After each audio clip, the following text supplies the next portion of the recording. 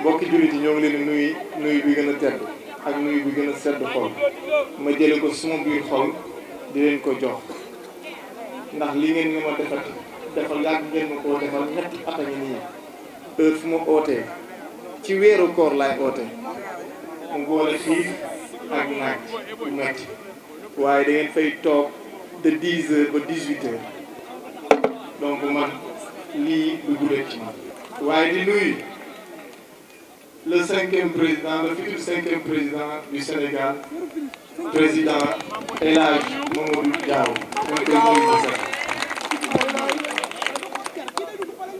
Man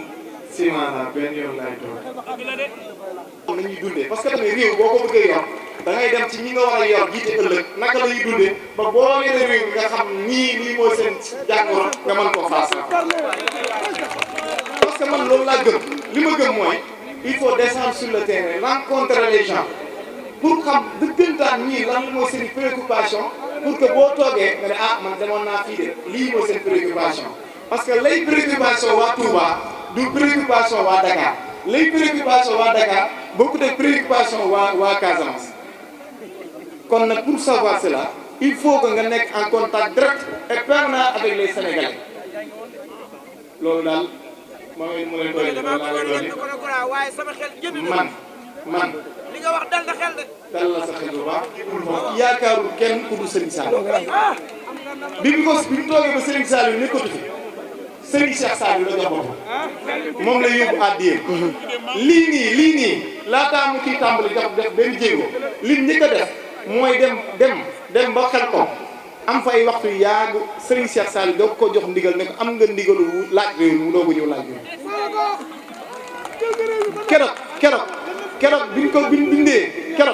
keroog biñ dindee ndombal tànkam bi ko Macky Sall dindee jëlee ca bopp CDC gis nga keroog ba mu jébbalee lenge yi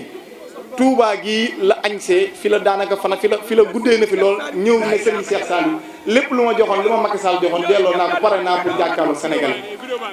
mu ne ko demal ndam rek ngeen mu jugee foofu woo képp kuy xalifa Serigne Touba mu dem ba ci ñoom ne leen awma leen lu dul Serigne Touba ndax man taaliba Serigne Touba la dama bëgg nag bu nee root fii lay tàmbalee root seef yi kon nag dama bëgg li ma leen wax ngeen bàyyi ko xel ndax moom dama bëgg ngeen may ma rek ndax lii il fallait que ma éclaircir ko ngir que yéen ñii di ay communicateurs traditionnels suñ leen waxatee Mame Boye Diao nu mu def ak yoonu murid wala lu ko boole ci yoonu murid nee leen ko Serigne Saliou moo ko lonkal boppam indil ko boppam moom dane day tàmbali tournée nationale ñu ne ko président te nga koo tàmbale région de Dakar wala nga tàmbale ko région de Kaolack fa sa yaay dëkk wala nga tàmbale ko Kolda nga doon maire wala nga tàmbale ko feneen mu ne damay bàyyi fépp man ca barke laay wër barke njaareem laa koy tàmbale waaw mais ñun ñii bu dee nag bu dee nit laa ngeen war a comprendre comportement bi ma amee ci wetam ndax nit bu lu njëkkati mu ne yéen la yéen waa Touba yéen waa Mbacké ay parrainage mu ne man parrainage waa Touba waa Mbacké ak région de Diourbel moom lay xaar waaye yéen lii ku leen ko séddee ci boppam loolu teraanga la kon nag ñun ñoo war a laxasu mooy góor yàlla yi nan laxasu takk suñu ndigg yi dugg ci terrain bi wutal ma ay parrain fiable ñoo ngi ci nag li tax jébbaluñu la ko tey daam lim bu ñuy xaar bu matee rek daan la ko jébbal mais nu mu gën a gaawee na gaaw parce que moom dane moom lay xaar pour remplir kon nag buñ fi jógee képp ku mënoon dajale man soxluwuma parrainage ay 1000 parrainage ñin may won chaque jour ñu envoyé ma ay soxluwuma loolu li ma soxla mooy ñi ngeen dëkkal te xam leen jour vote bu jotee ma yónnee leen kaar ngeen mën a jëlaat ñooñu parrainé woon dugal leen ci kaar dem vote ci parce que man liggéey boobu lañ yàggal liggéey te liggéey organisation ak méthode lañ koy defee c'est pas la peine di dajale ay nit mbooloo bu ful mbooloo te ñooñ duñ wateel kii soxluwuma loolu li ma soxla mooy li ma gëm ñu gëmandoo ko nan xool ñeneen ñu ciy mën a dolli loolu laa ci am lu ma ciy wax. maa ngi leen di ziar maa ngi nuyu ñëpp di jiital ci nuyoo bi sunu kilifa gu tedd gi suñu xalif sëñ Mountakha Bachir di ñaan sunu borom yàgg ko bàyyi sunu kanam mu ànd ak wér di ziar it ndagam Mbàkke la te xam naa ni bàyyi laa ci la bokk xalif général des Baye Fall ci ñam di Modou Mbend bi nga xam ne ci màggal gi ci wàccaay màggal gi jotoon nañ dem ziarante mu teral ñu di nuyu nag bu baax vraiment ñi ma dalal fii ci Mbacké tey autant ci seen activité politique ak kilifteef gi nga xam ne am nañ ko mais terewul ñu ñëw ànd ak man bi ma duggee Mbacké ba léegi yàlla def ñu demoon nuyu ji suñu benn mbokk mooy Abdou Aziz Ndiaye président mouvement ànd nawle bi nga xam ne daf ñoo fekk si woon pour ñëw dimbali ñu ci xeex bi mais mu xalaat ni balaa ñu koy def pour mu fësal ko il fallait que ñu ñoo fekk ko ci biir Mbacké mu wone te macha allah li mu fa wone ñun daal suñu xel dal na suñu xel nag gën a dalati bi ma ñëwee ci suma rakk suma xarit suma rakk bopp mooy Baylaar Abdoulahad Faye muy ànd bu yàgg dëgg la yéen bu ngeen di wax ci moom président mouvement addiya ngeen di wax mais man Abdoulahad suma rakk la ànd démb la nag te yaakaar naa ne moom de bokk na ci ñi nga xam ne mun naa taxaw ne ko Abdoulahad li ma la yéene yàlla na ma ci jiitu yàlla na la ci jiitu moom it mu ne ma li ma la yéene yàlla naa la ci jiitu loolu mun naa ko firnde donc ma koy sant bu baax nag mu nekkit le délégué régional au parrainage ci région de Diourbel mais tey ñëw bi bokkul parce que politique lañ nekk aussi il faut mu leer damay bañ suñu ay responsable yi nekk ci yeneen gox yi foog ni dama ñëw yégaluma leen donc dama ñëwoon ndax loolu dafa nekkoon yitte ci man sa ay nit aussi buñ la woowee da ngay ñëw fekk si leen donc ku ma woowee dinaa ko fekk si Baylaat di nuyu bu baax sa mouvement bi jigéen ñi seen présidente groupement yi seen responsable yëpp di nuyu jeunes yi di nuyu communicateurs traditionnels yi di nuyu influenceurs yi di nuyu képp ku ñu gunge ci journée bi nga xam ne moom lañ dédié Mbacké may sant bu baax nag ndax xam naa ni ñi ma ko séqal ay nitu qualité lañ ay nitu valeur lañ dañoo nekk ci jamono bu xaw a doy waar dafa am benn camp buy taxaw fu ne ci àdduna fu ne ci réew mi di naan élection yi bu ñu demee un coup kawoo la ñuy def du dëgg yow nga ne da ngay dem élection ku ñëw di nga ko daan ci premier tour te nanguwoo ñi nga war a jàkkaar lool wër Sénégal nuñ ko bëggee wër dajale doomu Sénégal yi fu ñu leen war a dajale dadul dëgg dadul yoon ndax tey mënuñu comprendre man ma war a ñëw Mbacké ñuy laxatu di dugg ci ay ruq-ruqaat pour dajale ay mbooloo di leen def ci ay place yu xat sànq bi ñu demee ci biir bi Abdou Aziz fu ñu dajale da ngay xam ni dëgg-dëgg place yu am Mbacké yëpp nit ñi bëggoon ñëw pour waxtaan ak ñun buñ ne parrainage mooy nit bi nga xam ne am na njort ni boo jàllee candidature di nga mun jongante ji te boo amee ndam billahi ni nga ko foogee dina la mun liggéeyal mais léegi ki la war a gis pour ànd ak yow ndax loolu ndax convaincre nga ko yow ñu ne da ngay dem wax ak moom loolu mooy parrainage li ñu war mooy ñun ñu mun wër Sénégal képp kuy candidat à la candidature waroon nañ ko mun bàyyi mu dugg ci ruq-ruqaat yi dugg ci biir réew mi def lu ko neex mais da ngay téye nit ñi dégg ngeen ko ci Khalifa Sall dégg ngeen ko ci Malick Gakou dégg ngeen ko ci Bougane dégg ngeen ko ci ku ne te loolu moo dul dëgg yow nga ne da ngay nangu heure bu leen neex ngeen jóg waxuma sax tournée économique bu nga xam ne amul dara lu ci économique ndax man gisuma sax ministre buy ubbi poste de santé loolu dafa ne liggéey bi nga xam ne sax maire la war maire parce que poste de santé compétence su mairie la mais ngay wër ci dëkk bi di ubbi ay poste de santé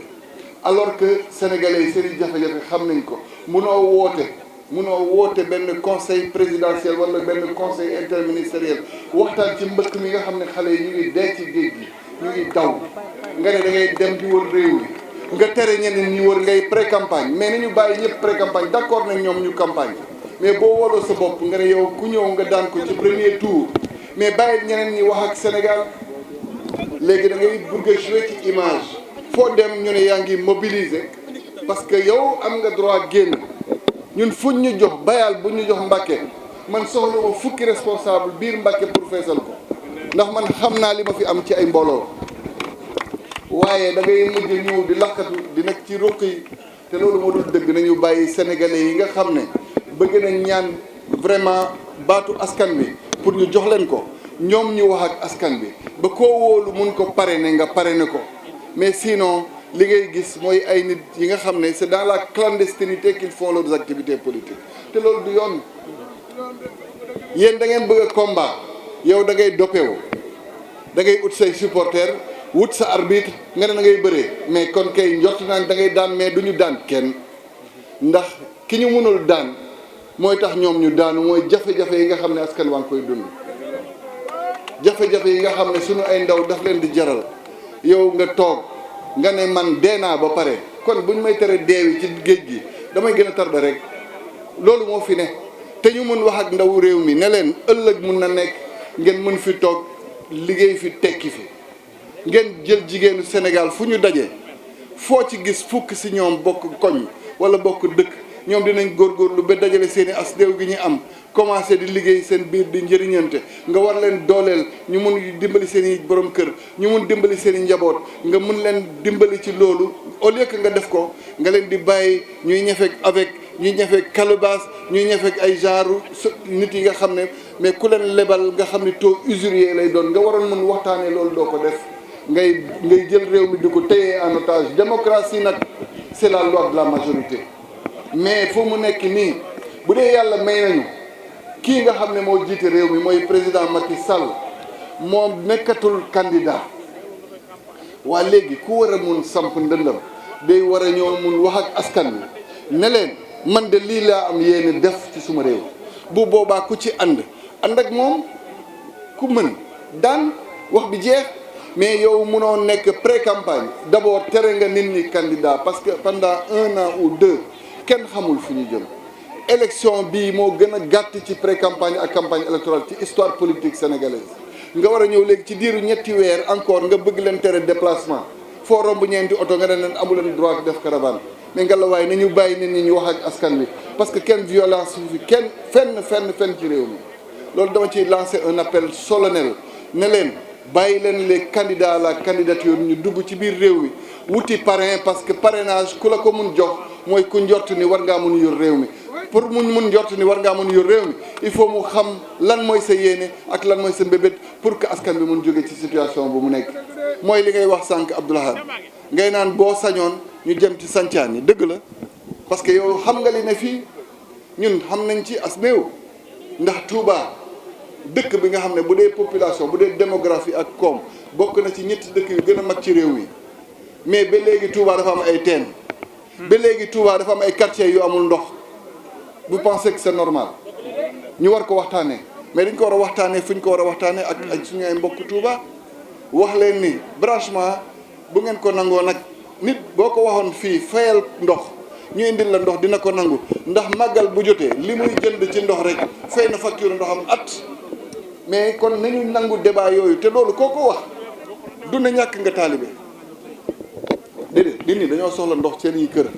koo ko wax dina ko def mais dañuy ñamal famille yëpp la ñuy ñamal ndox ci biir Touba ñu war ko waxtaanee ñu war a waxtaanee assainissement Touba c'est une ville en devenir avec un potentiel économique extraordinaire dañuy foog ni Touba affaire diina kese la mais li fi nekk ci koom yéen xam ngeen ñaata doomu Touba ñooy jóg ñii di defar ay dëwlin ñii di defar saabu ñii di defar lu ne les micro industries pullulent à Touba mais amuñu potentiel pour organiser ko pour ñu liggéey ni mu waree ni mu méttee Touba la méttee Mbacké mais loolu yëpp dañ ko war a waxtaanee ak askan wi